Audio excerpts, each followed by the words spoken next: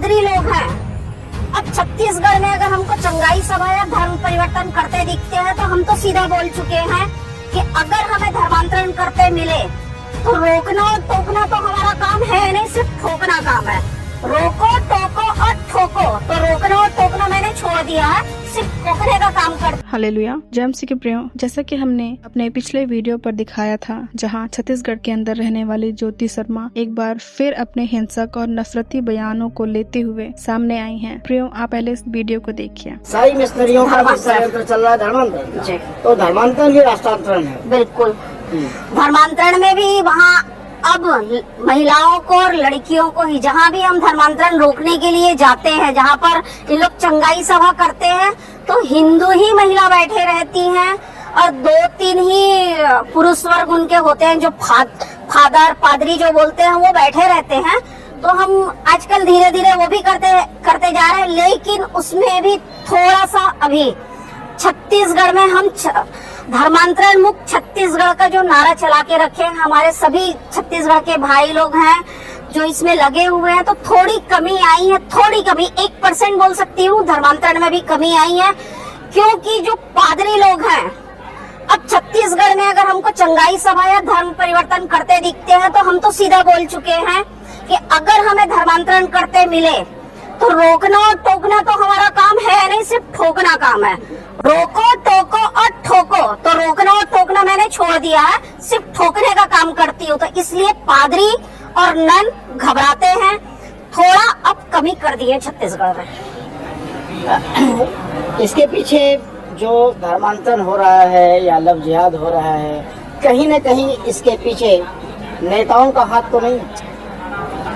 नहीं, इसमें मतलब अभी तक, मतलब कहने का मतलब ये अभी तक तो ऐसा हमको नहीं लगा है। नहीं, मतलब कहने का हमारा ये है कि अगर राजनेताओं में दृढ़ इच्छा शक्ति होती, भारत के लोगों के प्रति वोट बैंक की राजनीति नहीं होती, तो ये न इस्लामिक जिहादी हमारे सामने आते और न ये ईसाई मिशनरी वाले। हाँ, वो इनमें इच्छा शक्ति की कमी है कि वो कानून नहीं ला रहे हैं। अगर हमारे नेता केंद्र हो या राज्य हो, अगर ये कानून आ जाता है तो लव जिहाद और धर्मांतरण दोनों बंद हो सकता है, अगर कड़ा कानून बने तो ये आपका कहना सही है कि इसमें नेताओं का कहीं ना कहीं हाथ है, मैं स्वीकार करती हूँ। इच्छा शक्ति नहीं है, इच्छा शक्ति नहीं है। पार्टियां कोई भी हो, बिल्कुल, चाहे भाजपा हो, कांग्रेस हो, उनको वोट से मतलब है। उन्हें वोट से मतलब है, भारत की जनता से नहीं, भारत की संस्कृति से मतलब है। बिल्कुल सही। जैसा कि आपने वीडियो के अंदर देखा कि ज्योति शर्मा ने कहा, क्या कहा प्रियो, यह इंटरव्यू मुसलमानों में होने वाले लव जिहाद के विषय में बातें चल रही थी, जहाँ यह लव जिहाद के नाम पर हिंसा नफरत फैलाते हुए ज्योति शर्मा अब मसीहियों को भी इसके अंदर खींच लेती हैं, जिससे इनको काफी मजा आता है। बात इंटरेस्टिंग बनाने के लिए धर्म परिवर्तन का मुद्दा सामने लाते हुए कहती हैं, जैसा आपने सुना कि इन मैडम ज्योति शर्मा का कहना है, जहां ये कहती हैं कि रोको, टोको और ठोको। पहले मैं टोकती थी, पर अब मैंने रोकना टोकना बंद कर दिया है और अब मैं सिर्फ ठोकने पर विश्वास रखती हूँ। अगर मुझे कोई धर्मांतरण करते हुए मिलता है तो मैं उसे ठोक देती हूँ। प्रियो, इनका ये भी कहना है कि मसीही लोग अपनी सभा में हिंदू महिलाओं को बैठा कर रखते हैं, हिंदू महिलाएं ही ज्यादा बैठी मिलती हैं। प्रियो,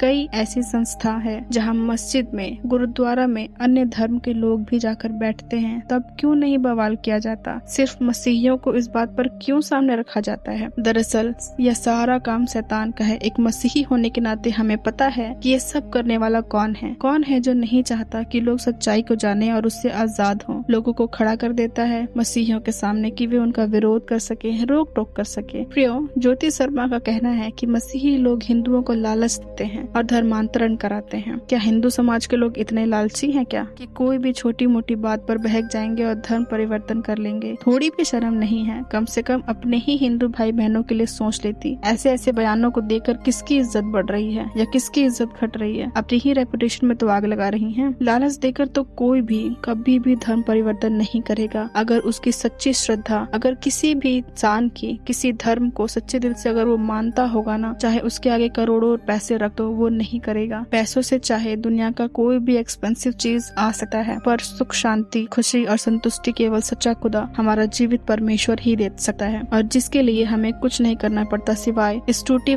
फूटी उलझी हुई जिंदगी को देने के। आज पैसा तो कितने बाबाओं के पास है ना, वो क्यों नहीं गरीब मसीही परिवार को देकर अपने समाज में ऐड नहीं कर लेते हैं? वो भी तो कर सकते हैं ना, वो करे ना, उनको कौन रोका है? मान लिया कि मसीहियों ने अगर किसी को 10,000 रुपए देकर धर्मांतरण करा भी लिया है, तो आप 20,000 देकर वापस उसे हिंदू बना लीजिए ना, क्योंकि अगर कोई पैसों के लिए ही अपना धर्म परिवर्तन किया है तो वो वापस कर लेगा, उसके लिए कोई बड़ी बात थोड़ी है। लेकिन अगर ऐसा नहीं है तो जो आप इतने बड़े गंभीर आरोपों को लगाते हैं उसका क्या? क्योंकि वाकई ऐसा नहीं है, कोई भी लालच नहीं दिया जाता है, ना ही मसीहियों के द्वारा धर्म परिवर्तन कराया जाता है। अगर है दम तो कर लो, फालतू बातें करने से कुछ नहीं होगा। रियलिटी, सच्चाई को स्वीकार करने का दिल चाहिए। मीडिया के आगे भौंकने से कुछ नहीं होगा। कितने आए कितने गए, लेकिन आज तक किसी ने मसीही प्रचार को रोकने की चाहे लाखों कोशिश की हो, लेकिन रोक नहीं पाया है। और हम ये विश्वास रखते हैं कि आने वाले समय में परमेश्वर आपके मतलब ज्योति शर्मा के अंदर भी एक बदलाव को दे, ताकि वही खड़े होकर इस गंभीर आरोप को हटाने वाली हो। हम ये विश्वास करते हैं। प्रियो, आप जरूर इनके लिए प्रार्थना करें कि परमेश्वर इनके जीवन में बड़ी बदलाव को दे, ताकि जो भी ये कहती हैं उसकी सच्चाई को ये जान सकें। और हम ये जानते हैं कि हमारे परमेश्वर के लिए कोई बड़ी बात नहीं है। हालेलुया। आपने इस वीडियो को देखा,